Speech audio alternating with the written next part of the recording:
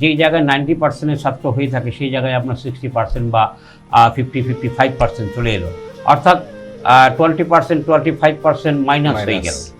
তা সেই ক্ষেত্রে কিন্তু সে বিশাল ধরনের পরিশ্রম করে, অক্লান্ত পরিশ্রম করে পড়াশোনা করছেন এবং তার ক্ষেত্রে কোনো কিছু কৃপণতা নেই। তা এই ক্ষেত্রে এত পরিশ্রম করে লেখাপড়া করেও যদি তার নাম্বার মাইনাস হয়ে যায়, সেই ক্ষেত্রে তাদের মন মানসিকতা মানে নষ্ট হয়ে যায়। আমি মনে করি যে যদি এই ধরনের সমস্যা থেকে থাকে, যে কোনো ভালো একটি অ্যাস্ট্রোলজারের সাথে বা তান্ত্রিকের সাথে যোগাযোগ করালে বেটার হয়। কারণ তান্ত্রিক হলে সবচেয়ে বেটার হয়, আপনি যেমন গ্রহের সাপোর্ট পাবেন, আপনার জীবনের সাপোর্ট পাবেন, বাস্তুর সাপোর্ট তো 100% আপনি পাবেন।